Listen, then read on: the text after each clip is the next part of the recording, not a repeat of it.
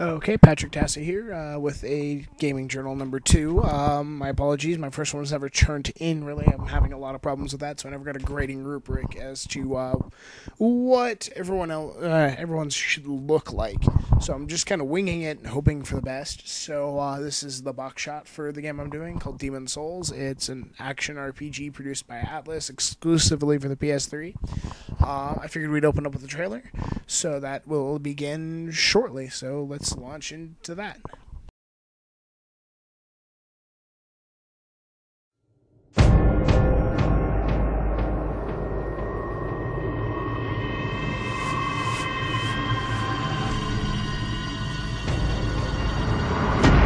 In Boletaria, your enemies outnumber you. They're bigger than you. They're stronger. And they want your souls. Demon's Souls.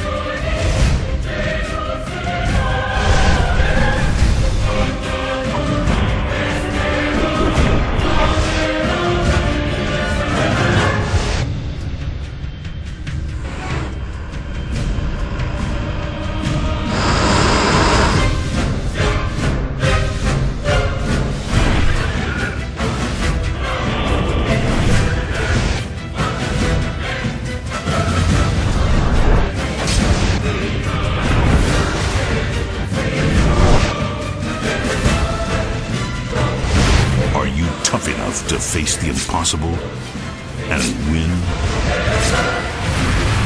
Demon's Souls for PlayStation 3 Computer Entertainment System. So as we saw, that was the trailer. It says it's really hard, and I'm going to agree. So the reason why it's hard is you don't have much health. You die in 5 or 6 shots. So really you need to emphasize on blocking and dodge rolling, and that's very skill-based because it's just really hard. They attack quick. There's wide areas of attacks. You get hit a lot, so huge focus is placed on being able to block or dodge attacks, and that takes a lot of skill. So if you don't really have it, this game is ridiculously hard. You have currency in the form of souls, which you get as you kill, but not only is it currency, it's also your experience. Whenever you die, you leave a blood stain on the ground, which marks wherever you died, pretty much, and you have to go collect it. So if you die on your way to collect a blood stain, then that blood stain is replaced with a new blood stain of your latest death, which contains whatever souls you had when you died. So say you have a certain amount, and you die, and then you die on the way to get that, then you lose that first blood stain and all the souls contained with it. So I've lost like 45 minutes worth of work because of that, and it auto-saves.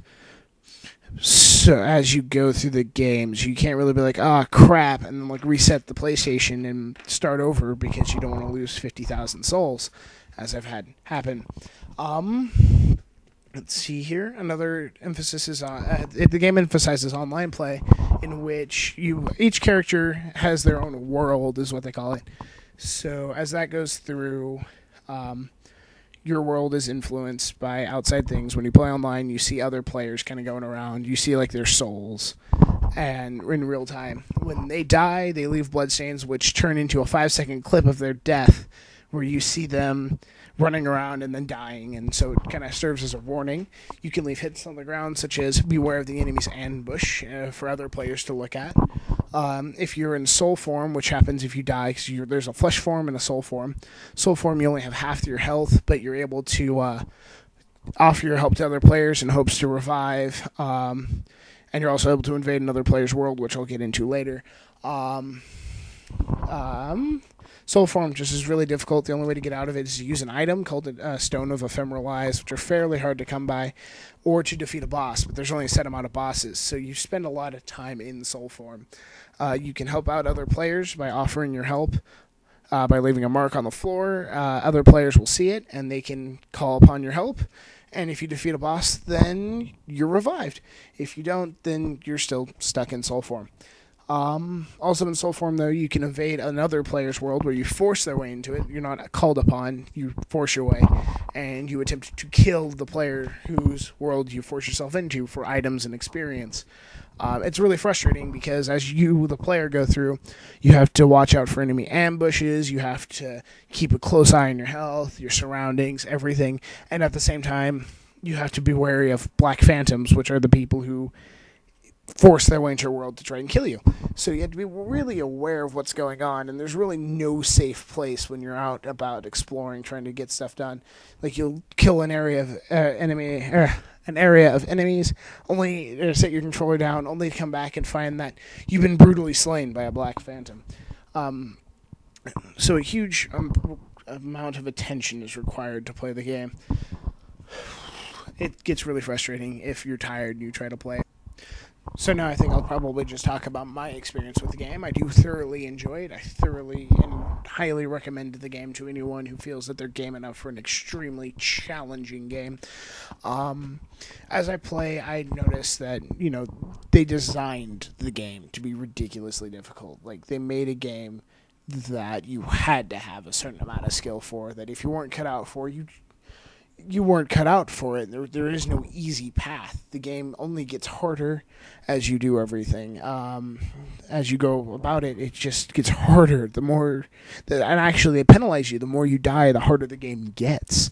So, and the better you do, actually, it gets a little bit easier. So, it's kind of like this really weird balance. So, as you do badly, it gets harder. But as you do better, it gets easier. It's kind of a strange system. Personal experiences with it is many hours of frustration. I've had the game since a few days after it came out. I had pre-ordered it. I was very excited for this game because I knew it was going to be difficult. Basically, if I want to describe the difficulty, it's kind of like Ninja Gaiden in difficulty, but a bit harder. But it's combined with Morrowind's gameplay, only a bit sped up. So it's kind of Ninja Gaiden meets Morrowind, only more action-based. I wish Morrowind had the same kind of action system. Morrowind is a bit slow. This combat is very fluid, very quick. Combat with a single enemy only lasts a couple seconds, either with your death or with theirs.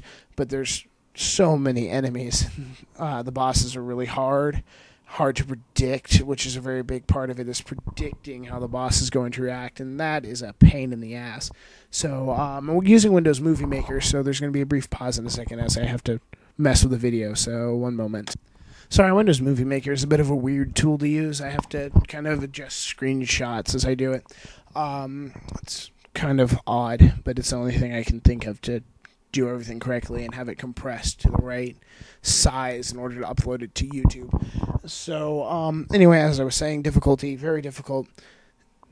I keep reiterating that. There's really just an illusion of chance. Your chance is created by your skill, combined with your equipment, just how well you do. That